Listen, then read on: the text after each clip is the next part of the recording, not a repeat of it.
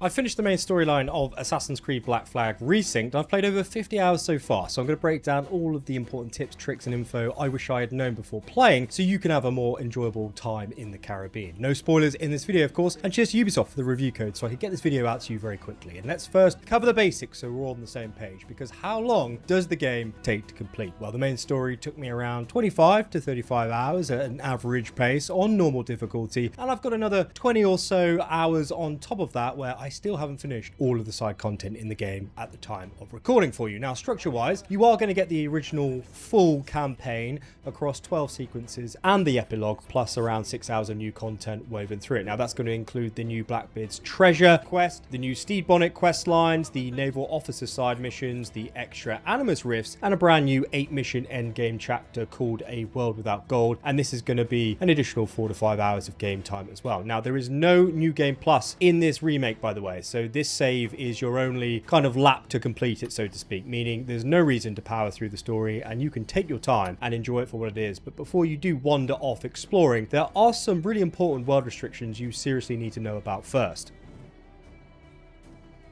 Because you can't immediately go sailing around the whole map, and if you try to, just like I've done here, the Animus will literally desync you and kill you, basically, which means the southern part of the map is off limits until you unlock the Hideout, or what's called the Great Inagua Manor in Sequence 4. So my recommendation for you is just to play the main story. It's kind of a big tutorial anyway for the first 4 or 5 hours or so, because not only does this then open up the whole map for you, but important gameplay upgrades do become available, such as upgrading your ship. You can access your full fleet planning menus and the mini games in that. There's new officer quests we just spoke about, and those Templar hunts and several world events or side quests that are really important, and we'll of course go through that shortly. Now, after that, there's honestly not much left in the game that is actually hiding or restricted from you. You only have the blow dart that you unlock or you pick up at the end of sequence 4, and then you get the diving bell, which unlocks in sequence 6, which is a few hours of storyline to reach after you unlock the Hideout. So when you do boot up the game, just enjoy the story initially, don't stress, reach the Hideout, and then you can do whatever you want in the game in terms of exploration, as you are 90% of the way there really in terms of unlocks. Now, while you are sailing between these storyline quests, here are some exploration tips and tricks that will save you hours, because I wish I'd known them sooner.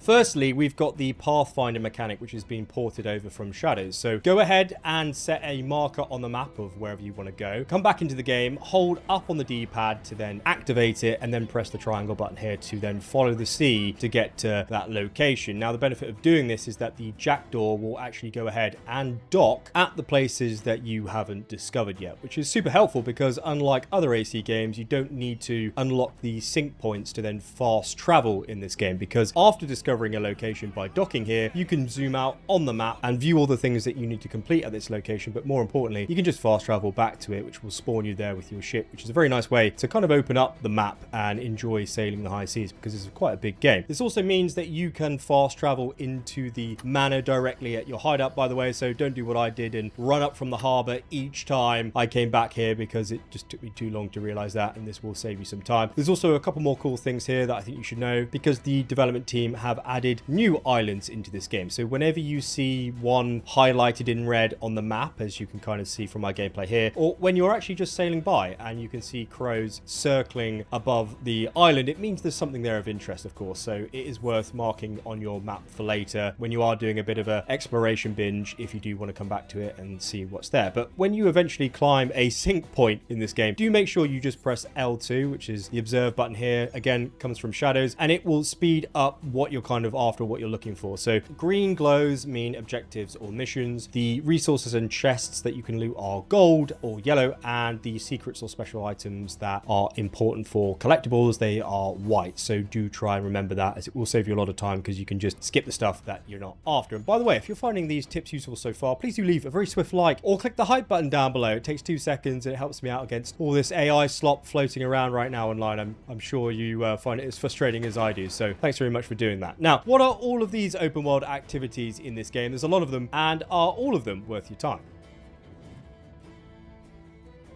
Firstly, there are 11 forts in this game, which are all accessible for you to attack and take over after you open the southern part of the map, apart from one fort actually, which is story based. Now, I would recommend that you complete these, or certainly kill a few of them early on, as capturing them defogs that section of the map, of course, and it does then open up the region on your fleet map, which you can access in your cabin, which I will explain in greater detail in the follow-up video, which I'll put at the end of this video. Now, this reveals the legendary ships as well when you do take down the forts for end game content, but it also gives you a fast travel point. It spawns NPCs that clear your wanted level if you've been out in the high seas pillaging too much, and it gives you a decent amount of gold early on in the game for those ship upgrades that you can reinvest in. Now, Assassin's contracts, they unlock from the pigeon coops from sequence 4 onwards, and these are 30 quick assassination missions that give you more gold if you do decide to complete the optional objective in the top left hand corner here. They are very easy to pick up and complete when you're out exploring, so do so, because completing half of them will reward you with the stealth outfit and the hidden one sigil trinket, and completing all 30 of them will give you a pair of spring steel swords which can parry gunshots, which is quite fun to do. Now, naval contracts come from the NPC Milo at your hideout around the same time when you do unlock it. Again, good money to be earned here, but only worth doing after you've upgraded your ship, because some of these missions are quite challenging. Now, you've also got the Templar hunts, which are cool side quests that start at the hideout, and if you finish them all, they will give you the Templar armor set with its own Templar cross trinket, which is very nice for my Templar friends indeed. And then you've got the warehouses as well dotted around the map. There's 9 of them that refresh every 2 hours that you can loot for important trading resources. We'll talk about that later. And then you've also got the royal convoys that pop up on your map, and they drop decent cash, so kill them quickly when you do see them. It doesn't stop there though, because you've got whaling and hunting, and these provide you with resources to upgrade your weapons and tools in the crafting menu here in your inventory, by the way, very easily missed, so don't forget that. The song sheets as well are the flying paper mechanics from Valhalla, if you played that game. That's many years ago now, and that unlocks new shanties for your pirates to sing on the ship. So if you like that in-game mechanic, don't skip them when you see them. You've also got the Mayan Stelae, which are mini games that unlock the Mayan armor set if you collect them all after sequence 4. And you've also got the art collection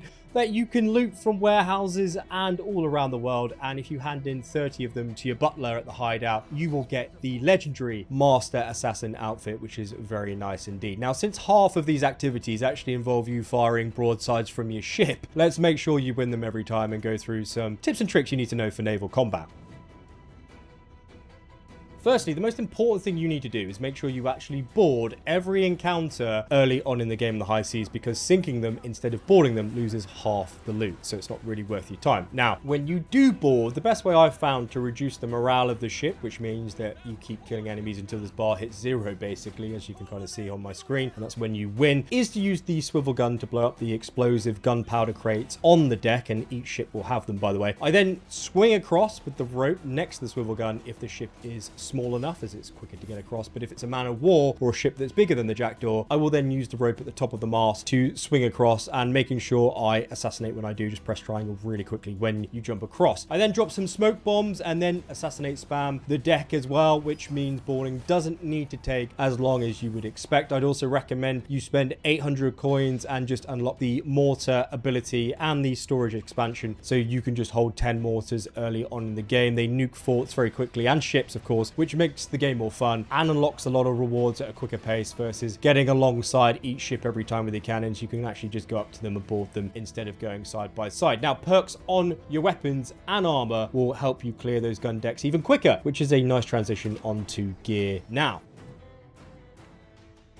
Because unlike the original game, outfits are purely cosmetic now, with weapons and trinkets providing you with unique perks that can alter your gameplay, with the trinket slot unlocking when you reach Havana in sequence 2, by the way. So pretty early, around an hour or 2 hours or so. There's also no skill trees in this game, so you have access to every combat move if you have the item or tool that has the correct perk attached to it to enable you to do it. So for example, there are 3 swords in this game, which each do something different with their heavy strike, which is when you hold R1 in combat. Now, Rapiers allow you to pierce a specific target, and I found this pretty good and effective with big brute enemies, whereas cutlasses hits everybody in an arc, which is pretty decent for boarding as you would expect. And pistol swords allow you to fire 2 shots without using your bullet or your ammunition, which can be really overpowered against all enemies in the game, to be honest with you, especially when you use it alongside pistols that have a solid perk on them, like the golden flintlock pistols that slow time after every pistol kill. Most importantly though, these weapons allow you to perform takedown chain assassinations in combat when you remove an enemy's defense bar, which is the yellow bar above their heads. This means that you can instant kill 4 enemies in a row if you purchase the officer's rapier sword at the general store at your hideout for 8,500 reals, which is an overpowered move early on in the game. So mess around with the sword heavy attacks, I would say, and see which kind of weapon you prefer. But since we're on the topic of buying items from vendors, I think that's a good transition onto your hideout buildings and what should you actually focus on first when you do upgrade them initially.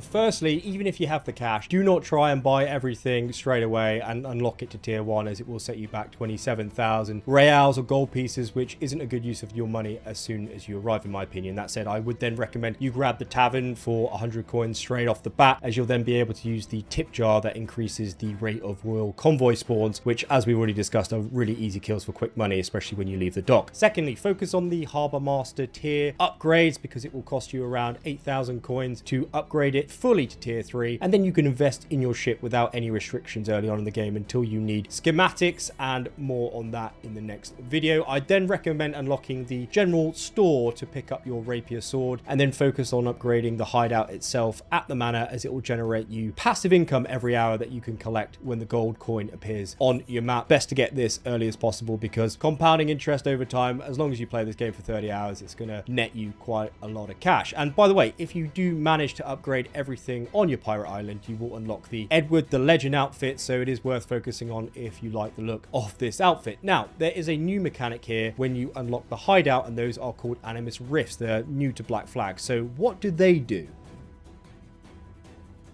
So rifts are optional what-if stories for Edward in the Animus here, and they're this remake's take on the modern day, which has actually been removed in this remake. If you played the old game, that's not going to be here for you. Now, there are 4 of them in this game, and they take around 20 minutes or so to complete. The first one appears when you unlock and reach your hideout, of course, and completing it rewards you with a lock of hair trinket. The second unlocks after you complete sequence 8, and it will give you Queen Anne's wheel. The third appears after sequence 11, and it will reward you with an awesome shanty. And the fourth pops when you actually finish the main storyline of the game, and it will give you the best reward of all, actually, the Dark Animus pistol swords, which not only look awesome if you're partial to the Animus glitch design, but the perk itself is particularly outrageous. Now, these rifts aren't to be confused with the purple Animus anomalies that you may see dotted around your map, because these are actually daily quests that reward you with Animus Fragments, which is a type of currency which you can then use to buy items with in the Animus exchange. And that brings me really nicely onto this Animus Hub as a whole, because there's some new changes here that you need to know.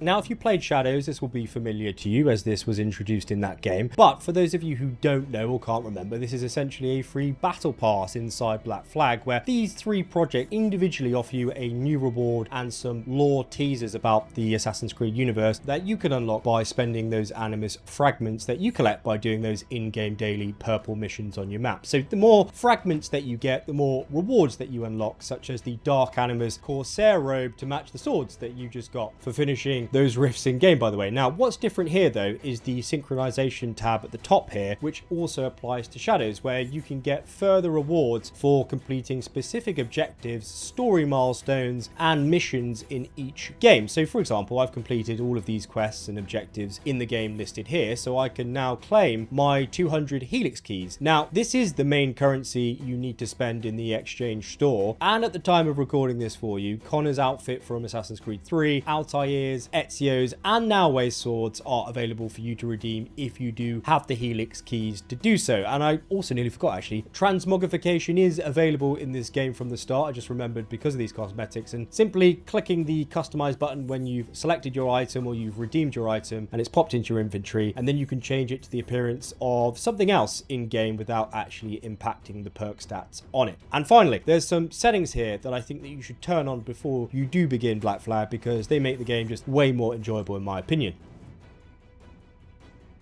Okay, firstly, turn on area loot. So looting one body kind of hoovers up everything around it. I'd also then recommend turning on auto reload pistols so your guns stay topped up without you having to think about it if you're still in combat with them. And I'd also turn on the unlimited oxygen setting here, which in my honest opinion makes the shipwreck events after you unlock them in sequence 6 just way more enjoyable, because you don't need to be constantly looking for one of the underwater air barrels, as it kind of ruins the flow in my opinion. But hey, the option's there if you want it. Now, if you also like shanties, do turn on the auto sing setting and they'll start belting out some absolute bangers, some tunes for you to listen to as soon as you set sail. And do turn on the skip quick time event setting as well if you aren't really fussed or you hate those kind of mechanics in Ubisoft games. It's good that they keep it here in the settings for you, the options there, and they will just auto complete for you throughout the rest of the game and make it less frustrating. Now, as I mentioned, I've made another helpful video just like this one with even more tips and tricks, so give that a click on your screen right now so you can get even more out of this awesome game, and hopefully I'll see you there in a second. Thanks to Nika for grinding with me in early access to make this video for you. Rum's definitely on her, and I'll catch you in that next video.